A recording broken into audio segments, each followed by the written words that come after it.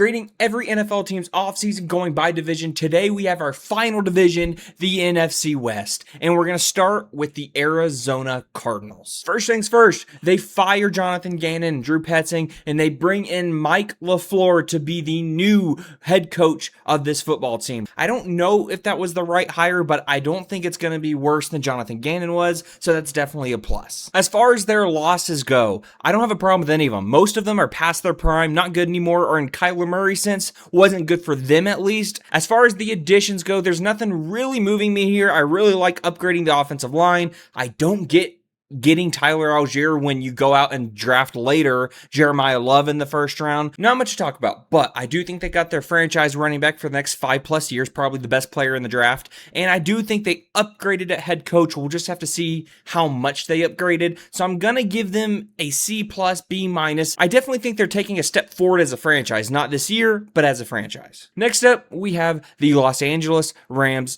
A+.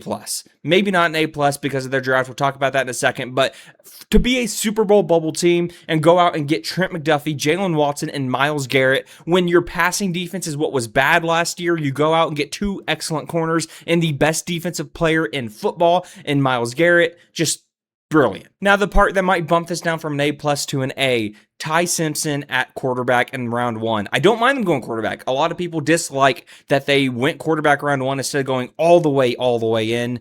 I don't mind. I just don't like Ty Simpson as a prospect that much, so that's why I would say maybe you can pull it back and say an A- or an A, I'm sorry.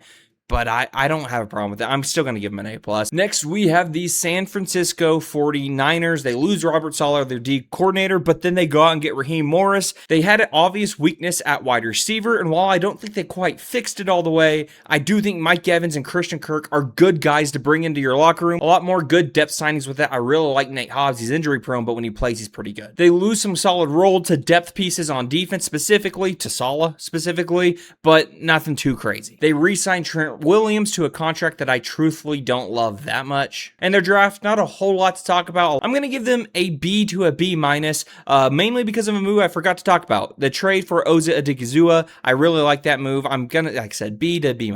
And finally, the last team to grade their off seasons, the Super Bowl winning Seattle Seahawks. This is a really hard one to grade because when you win a Super Bowl, you typically lose everybody, and that's kind of exactly what happened. Clint Kubiak, offensive coordinator, gone. Tariq Woolen, Kenneth Walker, Boye Mafe, Kobe Bryant, all of them gone. They do a good job of retaining a lot of them, like Jackson Smith and Jigba gets extended to a really good deal. Rashid Shaheed is back. You can see the list. There's a lot of guys that they are bringing back. Their draft was fine, nothing to write home about. I don't know.